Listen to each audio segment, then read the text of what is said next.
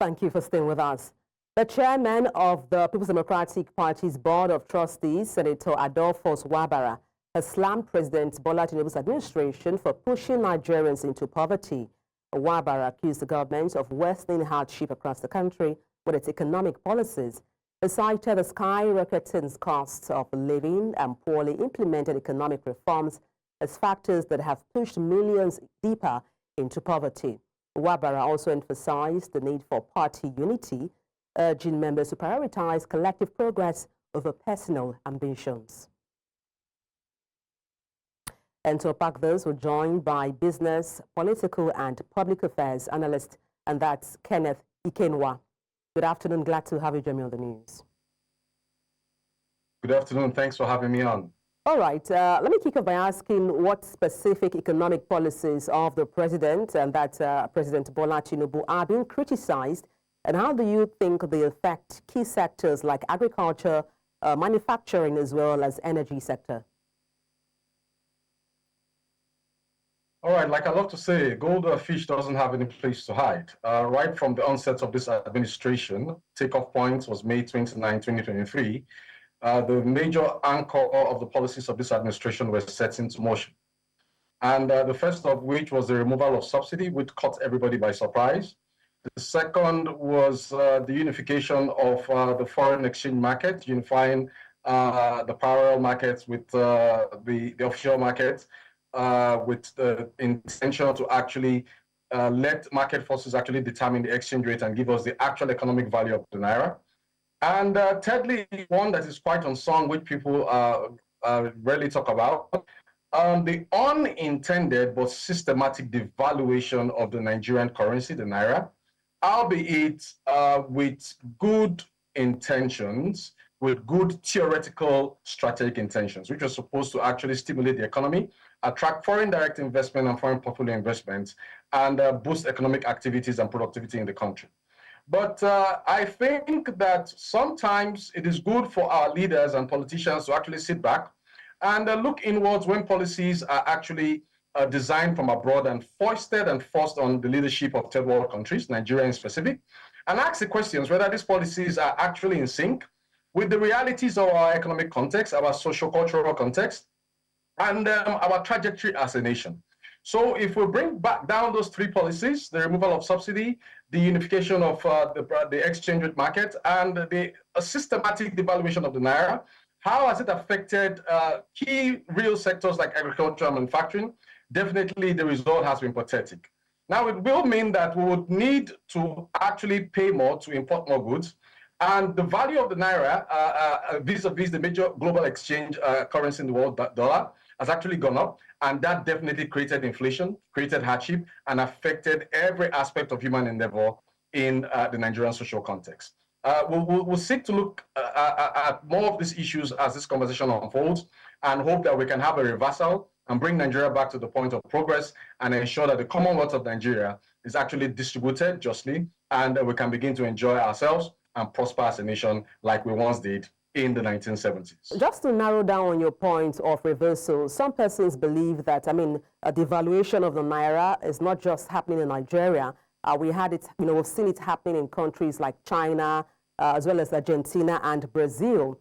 What would you suggest, or would you propose be done when it comes to Nigeria's naira, strengthening the value of the naira, and also looking at fuel subsidy removal? What could have been an alternative measure in terms of all these policies enacted already by the present government? The first key question we need to ask when these policies are actually shipped abroad and shipped to Nigeria is to ask the question, does this qualify, or does this fit into our context? Does this fit into our culture? Does this accommodate the economic realities of the Nigerian peoples? The answer is usually no. These policies are usually to the benefit of a select few, and these policies are aimed at fostering and enforcing the dependency of countries like Nigeria on Western nations, on Bretton Woods nations for their survival, and end up creating enclave nations and semi-peripheral nations like Nigeria to the benefit of the West. Now, when we come back to the major aspect of that question, we would see the possibility of a reversal is there if we now will begin to look inwards, like other countries like China did look inwards, Singapore did look inward, Brazil did look inward, unify the country away from the sentiments of tribe, ethnicity, and religion, and have a vision. What is the Nigerian vision? What is the vision of this administration for Nigeria? What is the long-term vision for Nigeria by 2050, even by 2100? These are strategic elements in our trajectory as a nation that are actually lacking. So we need to start stimulating the economy by being productive. We need to start looking at policies that make us import dependent and make us an export-led driven economy. This is what we need to do. I do not want to start talking about the production consumption mantra. We know where that came from, but it still remains the fact that until we get ourselves together and start producing little things as little as toothpick, as little as textiles. Let's take a look at the textile industrial subsector in Nigeria. When I was a child, you had so many of them in Lagos, so many of them in Ilesha, so many of them in the old Oyo State. Where are those industries? Where are those factories? Those factories have gone. Where are the other factories that did exist in the industrial axis of Lagos? Some of those factories have gone and have been turned to religious centers. So we need to have a reshape. We need to have a rethink. We must begin to produce. We must begin to bring together the faculties in Nigeria, the intellectual, the human faculties, the psycho-spiritual and psycho-cultural faculties that will push us into productivity so that we become less import dependent, more export oriented. That way we can strengthen the naira and reduce our drive for foreign goods and for consumption of and on these foreign goods. Now, talking about production, Mr. Ikenwa, do you see any hope in the horizon? We understand Port Harcourt refinery has come on stream, and also with Dangote refinery also augmenting production of PMS in Nigeria. What are your thoughts or hopes for the future when it comes to production in Nigeria?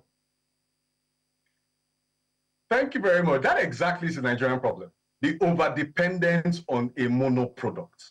We can't be talking of production and just lay emphasis on, oh, we are now producing petrol, or we're now refining petrol, and we can now export, and we can now have local consumption. There are other things that we should focus on. The world is even arguing in the direction of shifting away from fossil fuels to alternative sources of energy. We have an abundance of sunlight. We have an abundance of wind, an abundance of hydro, water, all over the nooks and crannies of the Federation. So when we talk of power generation, we should start thinking of diversifying. The emphasis on productivity and production should be on diversification. Let's go back to where we have comparative advantage and also build competitive advantage. We have comparative advantage in agriculture, but our agricultural sector, up until 2014 when I conducted a research with some senior colleagues, is still 95% based on traditional modes of farming. How do we modernize it and make it more mechanized? How do we boost the yield of crops without going the Western way of introducing genetically modified crops into the nation, which many say, I've just substantiated that, say are not too good for the health? That is left for them to substantiate within the science sector. So we must diversify the economy. We must start thinking forward. We must start looking at those areas where hitherto in the 70s we had comparative advantage, build competitive advantage. We now look at the digital sector where a lot of young Nigerians are thriving well. Unfortunately, many of these young Nigerians are now being taken out of the country. So we're having a systematic third wave of the brain drain. So how do we attract these young Nigerians back? How do we attract foreign direct investment? How do we attract more foreign portfolio investment?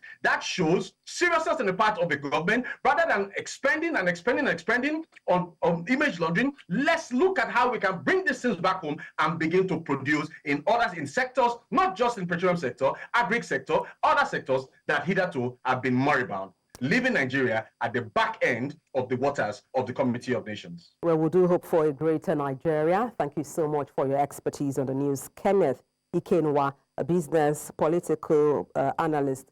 Many thanks indeed for your insight. Always my pleasure.